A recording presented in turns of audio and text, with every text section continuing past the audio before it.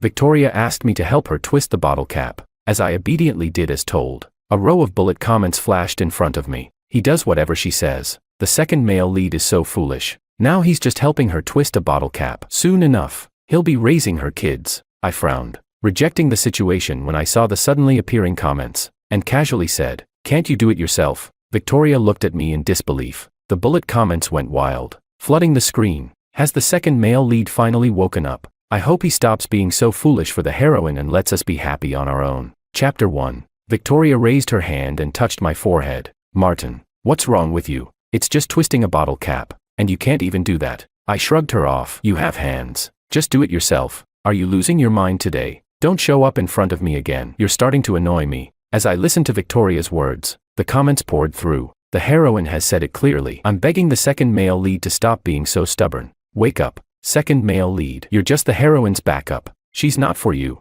I can't stand thinking that the heroine got pregnant for the main guy, and now we have to watch poor second male lead become the sucker. This is infuriating. Seeing the last comment, my hand clenched tightly. In that moment, I realized I was the second male lead in a romance novel, the one who loved but couldn't have the heroine, and Victoria was the heroine of this story, the one who betrayed her family, broke off her engagement, dropped out of school, and even got pregnant, ruining her life all for the male protagonist. Victoria looked at me with a somewhat dazed expression, waving her hand in front of me. "What's wrong? Why are you spaced out? Can't you see?" I pointed to the comments in front of me. Victoria glanced at the screen, but instead of seeing the comments, she looked through them and saw a man running towards her, his face full of joy. "Thomas, you're here." Victoria hooked her arm around Thomas's, her eyes filled with affection. "Great. Isn't that the supposedly obedient, secretly bad male protagonist, second male lead? You need to open your eyes. These two are going to ruin your life. Please, second male lead,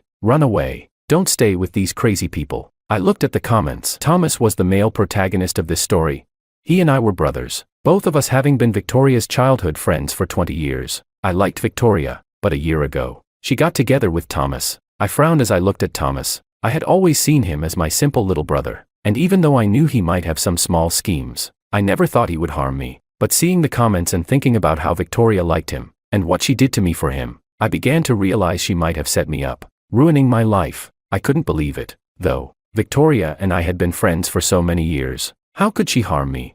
"Victoria, it's time for class. You should head back. Thomas wants me to go racing with him." "You go to class on your own." "Victoria, you skipped classes with Thomas last semester and failed. If you skip again, you'll be held back or even expelled." "Enough, Martin. You know, without Thomas, I wouldn't be alive today, and I won't leave him." Victoria finished saying that and walked away, jumping onto Thomas's motorcycle, leaving without a second glance. I stood there, watching Victoria's retreating figure, feeling helpless, but I had no right to stop her. Just then, more comments appeared. "The heroine is basically ruining herself now. After this race, she'll be in a cast for half a month. She used to be a good girl, but look at her now. If it weren't for the male protagonist, she wouldn't have fallen this far." Second male lead, don't follow them. Let them destroy themselves. Don't get in the way. I stopped in my tracks and thought deeply as the comments flooded in. The class bell had already rung. But if what the comments said was true about Victoria, how could I just abandon her?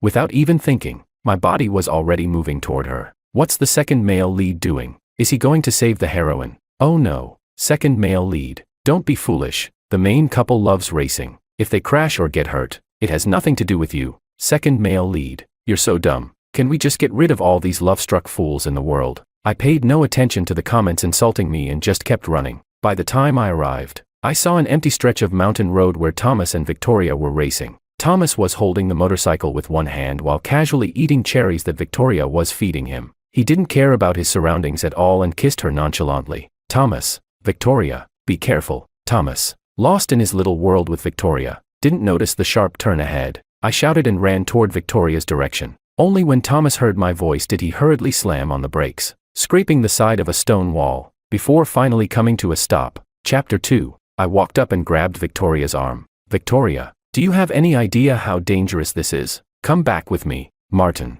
what are you doing?" Victoria pulled my hand away and gently held Thomas's wrist, blowing on it with concern. "Thomas, does it hurt? Let me blow on it for you." At that moment, I felt like an extra, wishing I could just bury myself in a crack in the ground. Is the second male lead stupid? He's practically become part of the male and female leads flirting. Please, second male lead, Open your eyes. The heroine isn't worth it. I feel so bad for the second male lead. He almost died saving the heroine before. It's just not fair. I clenched my fist tightly. A year ago, Victoria had a car accident and needed a blood transfusion. But the blood bank didn't have her blood type. I donated blood until I passed out from blood loss. When I woke up, I only saw Victoria holding Thomas, crying and thanking him. In that moment, I realized Thomas had stolen my credit. That night, Thomas knelt in front of me and told me how much he loved Victoria. Seeing how Victoria became more and more dependent on Thomas, I finally gave in, burying my feelings deep inside, never to let anyone know. But now, Victoria was becoming more and more unlike the person I knew, following Thomas's lead, neglecting her studies and safety, heading toward the path described in the comments. Victoria, how long are you going to keep pretending to be clueless? Victoria's actions of blowing on Thomas's wrist paused for a moment. She bit her lip and looked up at me. Martin, what do you mean? I mean, can't you see how much you've changed? Why do you have to act like this? Why do you have to degrade yourself for Thomas? Second male lead. Aren't you also degrading yourself? Please wake up. I'm speechless. Just get rid of all these crazy people. I really want to slap them all. Victoria clenched her fist, her eyes bloodshot, a few tears hanging at the corners of her eyes. Thomas saved my life, and we're a couple. Whatever we do is our business. You have no right to criticize us. I criticize. I suddenly realized how laughable I sounded, always putting Victoria first, yet now I had become the one meddling. I stepped forward and grabbed Victoria's arm. Are you really this deep in love with Thomas just because of what happened a year ago? Don't you know that it was actually? Before I could finish, Thomas stepped in front of Victoria, pushing me aside. Bro, Victoria is my girlfriend. Please stay away from her. The comments couldn't take it anymore. Taking credit for someone else's work, how can the male lead be so shameless? Male lead, have some shame. Poor second male lead. No matter how deep the love, it's no match for the male lead. Wake up and see the truth. I heard Thomas's shameless words and punched him in the face. Thomas was stunned by the punch, staggering back, unable to recover for a while. When Victoria saw Thomas had been hit, tears instantly fell from her eyes. She raised her hand and slapped me. Martin, have you lost your mind? This is your brother. How could you hit him? I touched the handprint on my face, still stinging, but I gritted my teeth, holding back tears, and grabbed Victoria's hand. Come back to school with me. Don't do something you'll regret. Martin, what's wrong with you today? Victoria jerked her hand away from mine, looking at me with disdain. But when she turned to look at Thomas, her eyes softened with affection. Thomas wiped the blood from his mouth and took Victoria's hand. I'm fine. Maybe my brother is just overwhelmed with school. Victoria, don't blame him. Victoria, however, was crying as she touched the bruise on Thomas's face, her voice trembling. He hit you so hard. How could you be fine? She looked up at me, tears streaming down her face, her eyes sharp with fury. Martin, I know what you're trying to say, that you were the one who donated blood for me, but let me tell you, I've always loved Thomas, and it was never about that blood. In that moment, I finally realized Victoria had always been clear about this. I had been foolish to think that donating blood and passing out could earn her love, but the truth was, she never loved me. It had always been this way. The second male lead is about to cry. The heroine never cared about his life. Second male lead. Don't be foolish. The world is so big, don't waste your time on these two. Go ahead. There's someone better out there. Second male lead. Just go. Victoria. Thomas's voice trembled, and it only made Victoria look at him with more pity. Don't blame my brother. It's my fault for being with you. Thomas, I love you. It's always been you. She stood up and left with Thomas. The vast empty land was now only me, a motorcycle, and the drifting sand. I walked back to school in despair. The entire night, I was tormented by nightmares. But when I woke up in the morning, I noticed Thomas wasn't in the bed opposite mine, and a feeling of fear swept over me. I thought of the comments saying Thomas would soon rise to prominence, becoming the true male protagonist. But Victoria was just one of his many admirers, insignificant, even though she had become pregnant, dropped out of school, and ruined herself for him. I hurried out of bed and ran to the girls' dormitory, waiting for a glimpse of Victoria, but instead, I saw her holding Thomas's hand, walking into the school gate, with a rosy flush on her face. When Victoria saw me, her eyes flickered with a hint of avoidance, but she still walked toward me. Chapter 3. Thomas looked at me smugly. Bro, what are you doing here so early? Are you looking for Victoria? But last night, I was with Victoria. It's over. The heroine has really gone down the wrong path now. Second male lead. Run away. Don't be a sucker or you'll end up destroyed. Seeing the comments, I grabbed Thomas by the collar and swung a punch at him.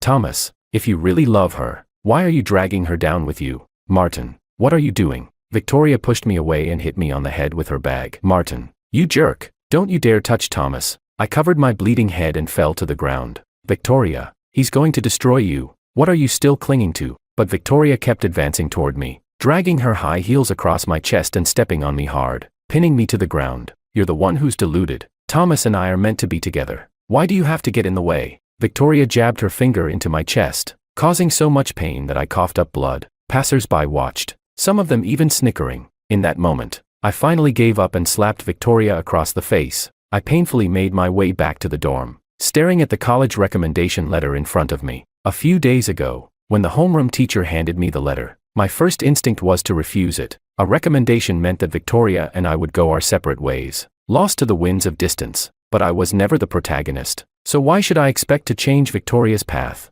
Second male lead is heartbroken. The heroine is so ruthless. Little dog, stop crying. Run away from these two crazy people. Please, author, give the second male lead a happy ending. Don't let him take the fall for the main guy. As I read the comments while filling out the recommendation letter, a figure suddenly appeared behind me and patted me on the back. Martin, what are you writing? I turned around and saw Thomas, instinctively hiding the letter to the side. In front of others, Thomas was harmless, but behind closed doors, he always tried to take anything I had, as if to prove how great he was. Seeing my action, Thomas's eyes darkened with malice. Martin, you're not writing a love letter, are you? He reached for the letter I was hiding behind me, and I desperately pressed it down. Thomas, it's just a piece of paper. What are you doing? What's wrong with a piece of paper? Let me see. Thomas twisted my arm, and in pain, I released my grip. He seized the opportunity and snatched the letter away. The moment he saw it, his eyes widened with fury. Martin, why are you going for a recommendation? I looked at him blankly. I've been at the top of my major for years. What's wrong with applying for a recommendation?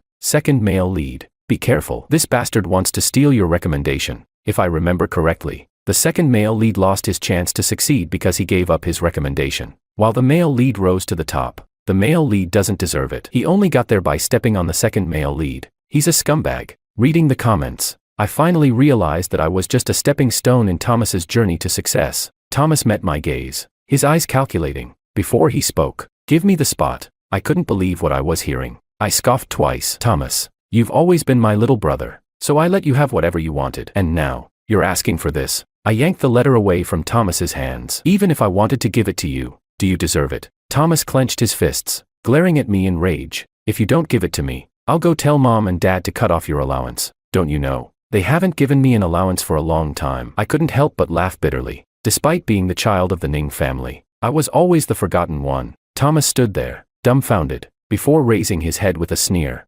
Martin, stop lying to me. I'll go tell Mom and Dad to give me your spot. Without another word, Thomas hurriedly left. That night, I received a call from my mom, telling me to immediately buy a late-night train ticket to come home. As I stepped off the train, holding my ticket in my hand, I couldn't stop the tears from falling, only to notice Victoria standing in the corner, watching me. What are you doing here? It's over. The heroine must be here for the male lead. Second male lead. Don't be fooled by her. Heroine, just leave him alone. Go find your men. The comments flooded in. I clenched my fists so tightly that my nails nearly dug into my palm. Victoria walked toward me and took my hand. Martin, I heard you got the recommendation. Her words confirmed the intentions behind her actions, just as the comments had said, but I didn't speak, only nodded slightly. When I didn't respond, Victoria's gaze suddenly became intense, and she gripped my hand so tightly that it almost hurt. Martin, please give the spot to Thomas. You know he really needs this opportunity. Victoria, what if I need it too?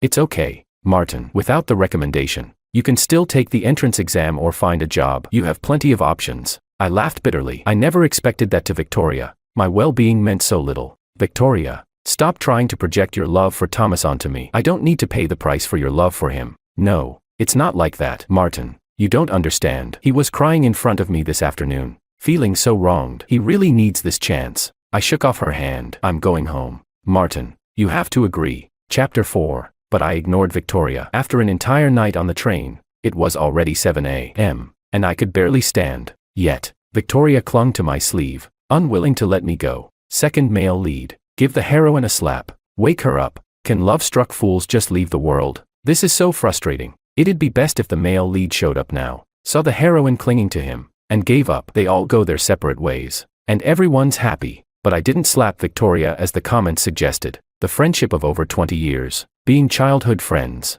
made it so that pushing her away took everything I had. However, just as the comments predicted, Thomas and my mom, Zara, Drove over. Martin. You. Thomas immediately pulled Victoria towards him, acting all pitiful. Victoria. You and your brother. Seeing Thomas's eyes red with tears, Victoria hurriedly wiped them away and explained. No, Thomas. Nothing happened between Martin and me. I just came here to ask him to give you his recommendation spot. Hearing Victoria's words, Zara stepped up and slapped me across the face, catching me completely off guard. I was stunned and hurt, but I didn't know how to question her. Zara spoke sharply. Martin, I shouldn't have had you. All of Thomas's brilliance must have been stolen by you. Her words seemed absurd, but Zara had always believed Thomas was entitled to be the best. While my strengths were merely taken from Thomas, if it weren't for me, her Thomas would have been the most perfect person in the world. I held back my tears, refusing to let them fall, and looked up at her. So what, Mom? Do you think I should give Thomas my recommendation spot?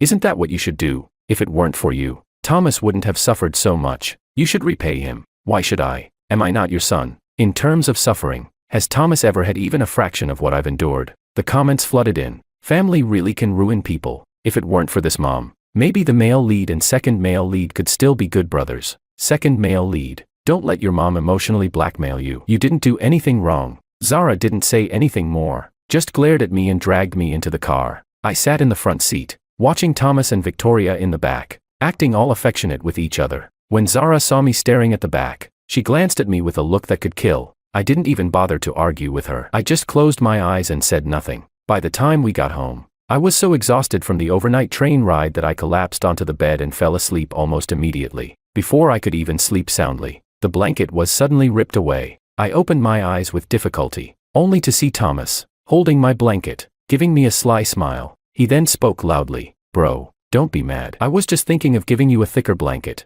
When Zara heard Thomas's pitiful voice, she walked in, hands on her hips, looking at me with disdain. Martin, your brother was just trying to help you with your blanket. Why are you getting so upset? She grabbed the blanket from Thomas's hands and inspected it. This one looks fine to me. It's just that Thomas is considerate. If it were me, I wouldn't even bother with you. Damn it. Second male lead. Don't listen to her nonsense. Second male lead. Please tear that blanket open. There's probably moldy cotton inside. How can a mother be so shameless? Reading these comments, I felt a mixture of doubt and disbelief. I wiped my eyes and grabbed the blanket from Zara's hands, tearing it right in front of her. It was just a bunch of scrap fabric, and as I tore it apart, old, blackened cotton fell out. In that moment, I finally understood. To Zara, my comfort had never mattered. In all the years I spent at home, I was always the one with colds and fevers. Zara would always say it was my fault, that I was too fragile. But in reality, for Zara, simply giving me these cheap blankets was already considered a great kindness. Seeing the rotten cotton inside,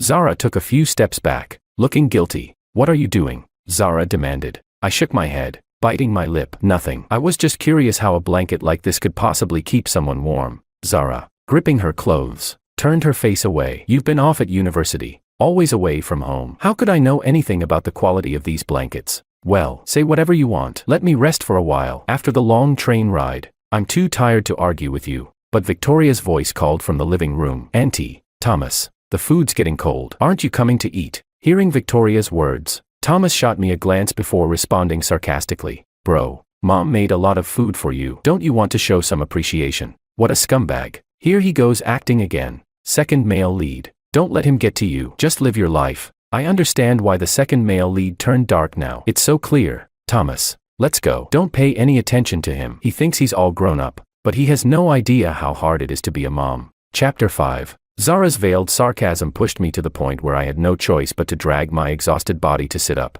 But as soon as I sat down at the table and saw all the extravagant food, I felt nauseous. Zara, noticing this, disdainfully picked up a shrimp and placed it on my plate. Black tiger shrimp. I specifically went to the market to get it. Eat it. Don't always think I'm being biased. You should reflect on how poorly your behavior has been. I've been acting poorly. Tears streamed down the corners of my eyes as I tightly gripped my chopsticks. But I can't eat shrimp. You know I'm allergic. Zara's face showed a moment of panic, and she hastily grabbed several pieces of food and shoved them into her mouth. After a moment, she slammed her chopsticks down and spoke. Martin, I heard you got the recommendation. The comments flooded in. Disgusting. So desperate to show their intentions. What kind of mother is this? Second male lead. Don't fall for your mom's tricks. If you give up the recommendation, your life will be over. Second male lead. You're going to be excluded from everything and your life will go downhill if you give up the recommendation. Reading the comments, I thought for a moment and realized the path I was on. The original direction was that I gave up the recommendation for Thomas. Afterward,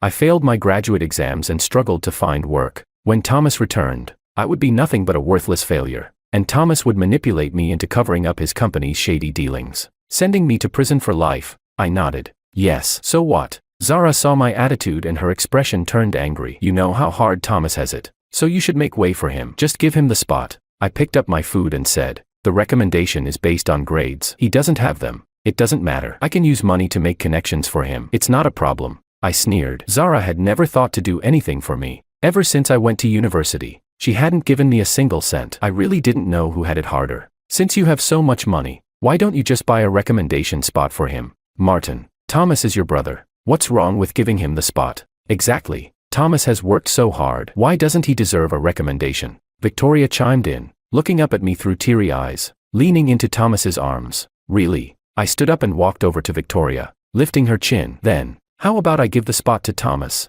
And Thomas, you give Victoria to me. Victoria immediately jumped back, and Thomas glared at me with fury. Bro, if you don't want to give it, don't. Why insult us like this? I paced back and forth, staring at the bowl of rice in front of me, which only contained a few pieces of rice and that shrimp I couldn't eat. Yes, I'm insulting you because, after all these years, haven't you insulted me enough? Martin, I can see now. You came back just to make me angry. Zara feigned weakness, clutching her chest. If you don't give the spot to Thomas, I'll pretend I never had you as a son, then pretend you never had me. I turned and left without a second thought. Behind me, Zara grabbed a bowl and threw it at me. I turned around and caught the bowl, my tears falling into it. With a loud crash, I threw it high, and the bowl shattered on the ground, just like how everything between us had shattered. From now on, we won't have any more interactions. You can continue doting on your little son, and as for me, we'll be strangers when we meet. Martin, come back here. If you don't, I'll disown you as my son. Wait, what just happened? Did I miss something? This plot is going all wrong. Second male lead has finally used his brain. He didn't give up the recommendation. The comments were full of surprise. Despite the chaos behind me, I didn't look back. Once back at school, I immediately filled out the recommendation form and handed it to my advisor. Then, I moved out of the dorm. Since Thomas was in the bed across from me, I felt uneasy. Once I moved out, I wouldn't have to see him anymore. As for him and Victoria, they no longer had anything to do with me. But while I was moving my things, Thomas suddenly returned, just as I was about to leave, and we bumped into each other. It's over. The male lead is back. Is he here to stir things up again? The recommendation form is already submitted. He's beyond redemption now. Second male lead. Punch him. Seeing my luggage, Thomas eyed me suspiciously and kicked it aside. Martin, what are you doing? I'm telling you, you better go back and apologize to Mom. She's really mad this time. I pushed his hand away. It's none of your business. How is it none of my business? Are you planning to move out? Where are you getting the money from? Did you ask Mom for it? Thomas grabbed my sleeve, persistently questioning me. I turned around and pinned him against the wall. I told you, it's none of your business. Don't provoke me, or I can't guarantee what I'll do. What are you doing? You want to hit me? You think I won't tell Mom? I sneered, pulling his collar. I'm not hitting you because I don't want to, but if you keep pushing me, I won't hesitate. Seeing the coldness in my eyes, Thomas's once cocky attitude disappeared. He backed off meekly. For all these years, he'd only dared to provoke me because of Zara, and because of our familial connection. I'd always let it slide, but now, I didn't want to take it anymore. Chapter 6. I watched the comments in front of me. Did I see that right? The second male lead threatened the male lead, and the male lead just ran away obediently. My second male lead is finally becoming strong, taking the male lead's position. Oh my God, who can understand this? I remember crying my heart out for the second male lead the first time I watched this, but now, it's second male lead fans. I dragged my luggage out of the school and rented a small apartment nearby with the money I had saved over the years.